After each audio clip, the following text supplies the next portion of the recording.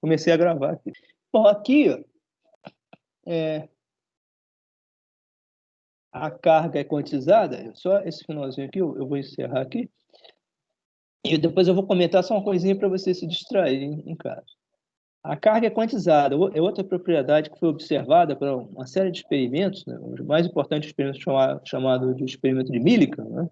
Depois, mais adiante a gente comenta, que nunca se observou na natureza, nessas transferências de carga, valores fracionários em relação, ó, a um valor básico que é esse aqui, ó, o 2112, que é chamada carga fundamental do elétron, 1,6 vezes 10 a menos 19 Coulomb. Coulomb é a unidade de medida de carga em homenagem ao cientista Coulomb, né? Acho que era François Coulomb, né? Se não me engano. Não lembro se era isso, né?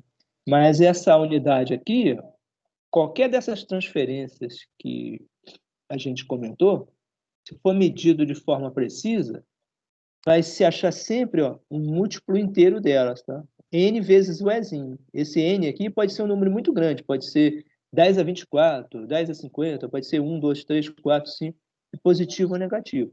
Mas nunca se encontrou na natureza nenhum valor fracionário. Tá? Existem modelos hoje de física de partículas que descrevem que um próton não é uma partícula fundamental, ele seria formado por quarks, que são partículas que têm carga fracionada, 1/3 e 2/3.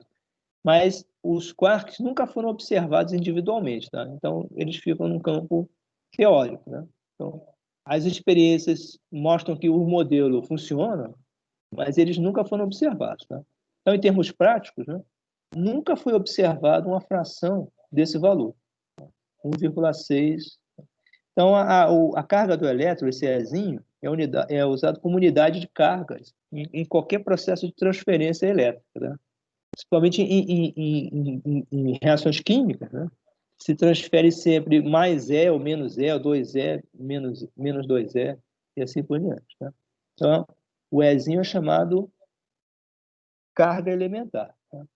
Então, ó, o elétron, que são as partículas básicas que a gente conhece nesse momento, ele pode ser positivo e ele também existe um antielétron, que é chamado de pósitron. Vocês vão ver, ele pode ter carga mais E, tá? Agora, o elétronzinho, a carga dele sempre é menos E. Tá? O próton vai ter a mesma carga do elétron. Símbolo P, a carga é mais E. E o nêutron não tem carga. Tá? O nêutron, a carga é zero. Tá? Então, em qualquer sistema de átomos ou moléculas, o número de cargas do próton, que é chamado número atômico Z, sempre vai ser igual ao número de cargas de elétrons. De modo que a soma desses dois números aqui, próton e elétron, vai dar zero. Tá? E isso mantém a neutralidade elétrica do átomo. Os nêutrons também existem, mas eles só existem para efeito de contabilização da massa. Tá? A massa dele é aproximadamente a mesma do próton. Então, a massa do átomo é a soma da massa do próton com a massa do nêutron. Tá? E o último princípio, para a gente encerrar aqui, é a chamada conservação da carga. Tá? Também foi observado pelo Franklin, né? Pelo Benjamin, e depois foi comprovada por uma infinidade de experimentos, né? Sobre átomos, moléculas, núcleos. Nunca foi observado nada que violasse isso desde 1780, por aí. Então, o que acontece?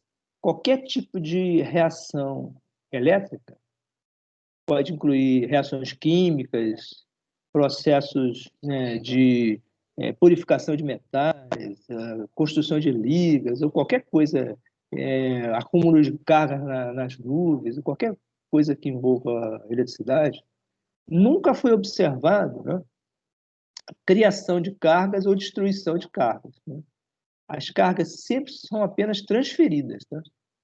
as cargas que existem sempre existiram nos átomos. Então, nos processos que ocorrem na natureza, ou espontaneamente, ou de forma artificial, né, em laboratório, eles sempre respeitam esse princípio. Tá? Se existia, no momento, no início, um certo número de cargas, também, a massa também é conservada, quando ocorrer qualquer tipo de reação química, nuclear, atômica, o processo final, a soma de cargas do início tem que ser a mesma soma de carga do final. Tá? Então, aqui tem um exemplo, por exemplo, de um decaimento radioativo. Né? Isso aqui é típico na física nuclear, foi observado logo nos primórdios da física nuclear. Tá? Então, por exemplo, esse material, por exemplo, que é utilizado na construção da bomba atômica, né? Ele é o urânio 238. Então, o símbolo dele é esse aqui, para ver aqui, né? O símbolo dele, ó, esse aqui, ó, né? 21. Você coloca esse número à direita, à esquerda do número, é o número de massa. O número de massa é a soma de prótons com nêutrons. Né? É basicamente, os prótons são 92, né? E os nêutrons seria essa diferença, dá uns 140 nêutrons, mais ou menos. Né? Então, ele tem 92 prótons, né? E uns 140, por aí, nêutrons. Né? E quando ocorre uma reação nuclear, esse núcleo aqui, ó, ele vai perder uma parte dele, né? E vai se transformar em outro núcleo, vai se transformar no tório. Ele emite o que se chama de uma partícula alfa. A partícula alfa é o núcleo do átomo de hélio. Né? Esse aqui, ó. O átomo de hélio, ele tem quatro partículas, são 2 prótons e 2 nêutrons, né? E ele vai ter 2 elétrons também. Tá? Então, a reação nuclear que ocorre é essa aqui. Ó. O urânio 238 ó, cai para um tório 234 e um hélio 4. Então, se vocês observarem, a massa também é conservada. A massa original era 238. Então, se vocês somarem aqui, ó, 234 mais 4 dá 238. Agora, as cargas, ó, a carga do urânio original era 92. Tá? A carga do tório vai ser, aqui não é dito, mas era a carga do tório é 88. Tá? Que não está dito aqui, ó, não está dito. Faltou essa informação, então eu cortei. A carga do tório é 88. E a carga do... Aliás, não, desculpa, 88, é 90. Né? A carga do tório é 90, tá? E a carga do hélio é mais 2. Então, se vocês somarem 90 do tório com 2 do hélio, vai dar 92. Tá? Então, a gente tinha 92 prótons no início e vai ter 92 prótons no final. Tá? Então, esse processo aqui sempre vai ocorrer. Tá? Então, esse aqui é tipo. Outro processo também que bastante comum na física da radiação é quando um elétron negativo, que é o elétron comum, encontra seu irmão gêmeo, mas é o antielétron, que é um elétron de carga positiva. Essa parte aqui. Ó, né? Esse é um processo chamado de aniquilação. Tá? Então, o elétron ele tem uma antipartícula chamada pósitron, que é um elétron igualzinho, mas com carga positiva. Tá? Quando eles dois se encontram, eles se atraem de forma fatal. Eles se atraem, giram em torno do outro, e eles eventualmente colidem entre si e sai um raio de luz, um facho de luz. Tá? E esse facho de luz é de alta intensidade, e ele é chamado raio gama. Tá? Então, a reação é essa, um elétron menos, né? Essa aqui que está um elétron menos encontra um elétron mais e forma 2 feixes de raio gama em direções opostas. Tá?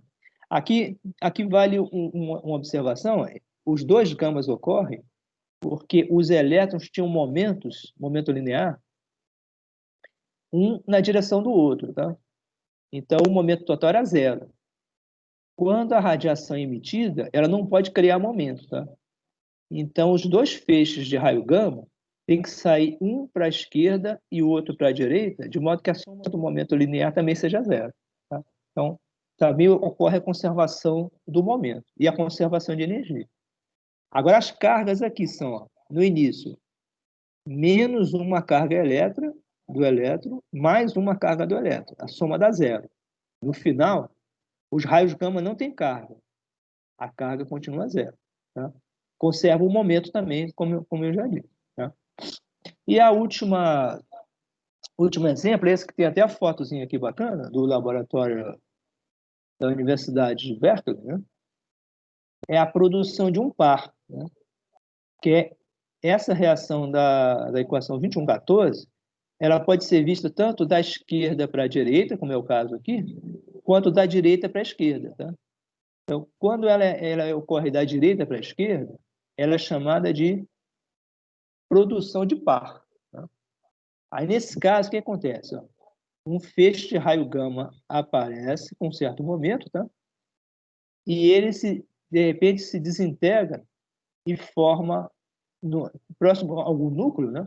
Ele é absorvido pelo núcleo e o núcleo pega e expele dois elétrons. Esses dois aqui. Um elétron negativo comum e o pósitron. Então, se diz que é a produção de um par. Um par elétron e pósitron. Tá? Então, a conservação de cargas também continua valendo. O raio gama não tem carga, carga zero. A soma depois das cargas, menos E com mais E dá zero. E o momento, aqui no caso, vai ter um momento. O raio gama tinha um certo momento no início. Se for medir depois os momentos do elétron negativo e do elétron positivo, a soma vetorial desses momentos depois vai ser a mesma soma o mesmo valor do momento anterior. Isso aqui, inclusive, tem essa foto aqui, uma foto clássica aí dos anos 40. O raio gama, ele está aqui bem na esquerda. Ele está numa chamada aqui câmara de bolha. É uma câmara onde tem um vapor e qualquer partícula física carregada, quando ela passa no vapor, ela vai colidindo com as moléculas e vai deixando um rastrozinho. Tá? Então, o raio gama, ele não faz vapor porque ele não tem massa física, a massa é zero. Ele só é radiação. Então, ele chega aqui pela esquerda e nesse ponto aqui, ele colide com algum núcleo do vapor. Tá? Quando ele colide com o núcleo, ele é absorvido e o núcleo emite de dentro dele, ele cria um par. Elétron positivo, pósitron e elétron negativo. A direção continua sendo a mesma do raio gama para conservar o momento. E eles abrem em trajetória diferente porque essa câmara está colocada dentro de um campo magnético. Tá? Depois vocês vão ver lá mais adiante, capítulo 28, que quando uma partícula carregada ela entra no campo magnético, uma partícula positiva ela descreve um semicírculo numa direção. Uma partícula negativa descreve um semicírculo na direção contrária. Tá? Então, o que ocorre aqui? Tá? Tem um campo magnético aqui dentro. O elétron negativo é defletido para cima, né? E o elétron positivo é defletido para baixo. Okay? Então, essa é a comprovação, a experimentação direta, né? Dessa reação aqui, ó, produção, né? Produção de pares, né? A fotografia aqui, né? Então, bom, então isso aqui encerra nosso resumo. Agora vocês devem ler, né? Praticar os problemas, tá?